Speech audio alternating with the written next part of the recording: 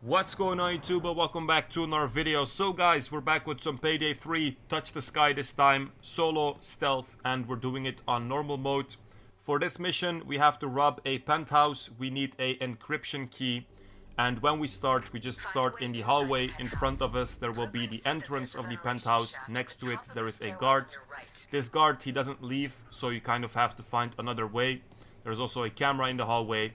But the easiest way to enter is just to go to the stairs and go all the way up so that we can enter the ventilation ducts. So for this, of course, you will have to equip your masks or else you cannot climb anything, you cannot jump. There is also a way, I think, to do this mission without equipping your mask, but I think you have to wait for this a while. And I also don't know, to be honest, if it's possible. Anyway, just enter the ducts and then all the way at the end you can open the cover and then you can just jump out. The first thing that we have to do is go to the master bedroom. As far as I know, it's always in the same location, so it's pretty easy to find once you're on the second floor. It's over here on the right. There will be a screen next to it, you can hack it. And then we will have to do the circle system to open the door. So the circle system, we also saw it in Under the Surface, so the museum mission. And then also in 99 boxes. Basically, there will be random circles that spawn all over the penthouse. You have to stand in them until they turn green. And if you do this 5 times, I think, in this mission as well, then the door will unlock. Before I do this, I find the guard with the blue keycard. For me, it has always been the guard on the second floor. Could also be one of the guards on the first floor. But if we get the blue keycard, we can go to the security room. We can take out the guy watching the cameras, and then after this point, all of the cameras will basically just be disabled. So the first possible location where the camera room can be is over here on the second floor. You will also recognize this room because there is the blue keycard thing next to it. The other possible location that I know is on the first floor, and I will show you guys where it is because we have to go there anyway. So on the first floor there will be an office in my version over here. And usually the office and the camera room, they switch places depending on which version of the mission that you have. Now on the second floor and also on the first floor, this guy will also be walking around. He's kind of the head of security. If you see him, also take him out. He's very annoying. Like I said, he patrols everywhere. So definitely you don't want this guy to see you, especially not near the end of the mission. But he will also be carrying a phone with a QR code on it. And this you also need. So you can also get this when you see him. The circle system, just stand in it until it turns green or until the circle disappears. And then you have to do this 5 times like I said. For the phone, it will be the hack where you have to be in a certain radius. So in principle, you could also do this without killing the guard and just by following him. But like I said, he patrols everywhere. So there is a big chance that other guards will see you while doing it. And also he turns around pretty randomly. So I think it's the easiest if you just take him out.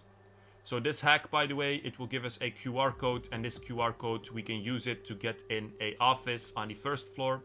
So this is the office that switches locations with the security room. And in this office, we can find a red key card, which we can use to get in another office. But you guys will see all of that right now. The guard on the second floor, I also like to take him out personally because he's the only guard on this floor. After you take out the head of security, and you will be mainly on the second floor for this mission, especially after you open the vault. So I think it's pretty handy if you just take him out. Once you're done with all these circles, you can go back to the master bedroom. It will be open, and then when you're in there, you will have to find a switch which opens the panel to the vault. So there's a panel in the back of the room. You have to open this with a switch, and this switch is just a hidden book. So all of the books that you see, you have to pull them, and then with one book you will notice that it's a switch so it doesn't fall off, and then the panel will be open so you can just go to the back of the room. Now the keypad will show then, and it's important that you remember the numbers on the keypads. So in my case it's 1, 2, 3 and 9. So these are the numbers that are pressed a lot. It's easy if you remember them because later on we will see 4 possible codes. And if you remember the numbers, you know immediately which one is the right one. You can also go back, so don't stress about that. But just, it's handy if you already remember it. So then, for the red keycard, like I said, we have to go to the first floor, to this office over here. Like I said, this could also be the location of the security room. If that's the case, then this office will just be on the second floor for you. Inside of this office, there are these drawers. You have to search all of them. I think the easiest way is always to start from the bottom, because if you start from the top, you cannot see the drawer below the one that you opened. And just search until you find the red key cards. Once you're done, you can go back upstairs, or if you were already upstairs, you can just stay there. And now we're going to another office, the office of the owner of the penthouse, because over there we will find the code to the vault. So use the red key card, then when you're inside, find this red button. As far as I know, it's always on the bottom left of the desk over here. When you press the button, another safe will appear behind the desk, and to open this safe, we will need Mason, who is probably the owner of this penthouse. So we have to take him hostage and bring him here. Now this guy is just sitting downstairs with a bunch of other guys and also a guard, so you can't just go ahead and take him. But to lure him away, we will use a expensive whiskey that will be delivered by a delivery guy. So this guy is just going to deliver the whiskey. You don't have to take him out, you don't have to do anything with him. And then we're just going to find some poison, we're going to put it in the whiskey. He's going to drink it, so Mason's going to drink it. He's going to go to the bathroom, and then when he's in the bathroom, we will just take him hostage. By the way, the delivery guy, he has this VIP card that he's carrying. You can steal it. I think if you would want to do this mission with no mask, you could wait for him in the hallway.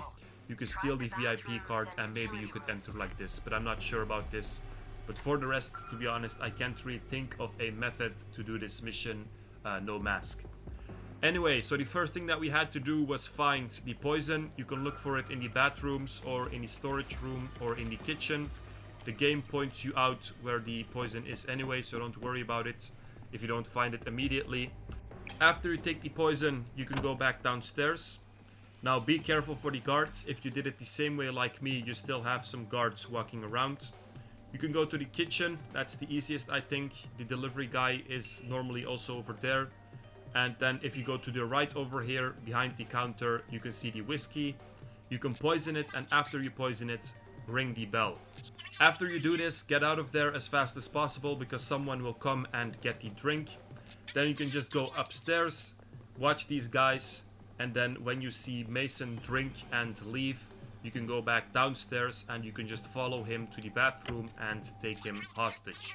I'm not sure if it's always this bathroom that he goes to. If it is, it's pretty easy. You're close to the stairs and you're also close to the office. If it isn't, he will be outlined in yellow anyway, so just follow him. But then it might take longer until you get back to the office. And also it could be riskier because maybe you have to pass some guards. Anyway, just shove him in front of the screen. Make him open the door. You can also shove him or throw him in a corner then and tie him up so he doesn't do anything. And then inside on the whiteboard you will see 4 codes. If you remember the 4 numbers from the vault, you know immediately which is the right one. In my case, it was the last one. If you don't remember, you can also just go back to the vault, check the 4 numbers and then just go back. But if you remembered, of course, it will be faster. So when you shine on the keypad, by the way, with the blue light, you will see which numbers are pressed. This is again the way that you can find out which are the right numbers. Inside you will have a safe. Inside of this safe you will have the encryption key. And when you steal this, basically it's the only thing that you have to steal. The others are optional. But of course, if you want to increase your loot, you're there anyway, so you might as well steal as much as you can.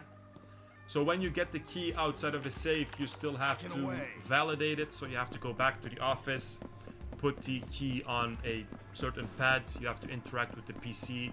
You have to wait for the hack, and then you can take it. Now this hack takes pretty long, so in the meantime you can also just go back to the vault and already start taking out everything and putting the bags in front of the door of the bedroom so you can take them out faster on your way out. If you want, you can also take the things that we saw in the other small vault. There was some cash and some drugs over there as well. But I just took all of the things in the main vault because I was doing it solo and it took long enough anyway. So to take everything out, you will have to go back to the lobby, which is kind of tricky because there's a guard over there. But normally you will still have 1 radio answer left. So this way you can take out the guard in the hallway, and then it will be easier to take out everything. Just make sure that when you kill this guard, you take away his body, so you hide it somewhere else, because if another guard sees it, if you forgot the door open, then of course the entire mission, or at least the mission in stealth, is ruined. So that's pretty much it. Now you can just go back and forward with all the bags and do it as much as you want. So you can steal as much as you want. If you don't feel like it anymore, you can just stop the mission by going to the elevator. So guys, that's pretty much it. Pretty fun mission, I would say. The last mission, for now at least. I know that there is also a season pass, and there will be 4 more missions at least that they will also release, but I don't know when. So for now at least, this is the last mission. After this, I will start with the overkill guides. At least I will see if I will do all missions for this, or maybe just some, because I haven't done anything on overkill yet, and I just want to see how hard it is. Of course, for the normal guides that I did, I barely used any skills, so for the overkill guides I might do so, and that of course could make things easier. So guys, that was it. Hope you guys enjoyed it. Make sure to like, subscribe, check out the Discord in the description, and peace out, you guys.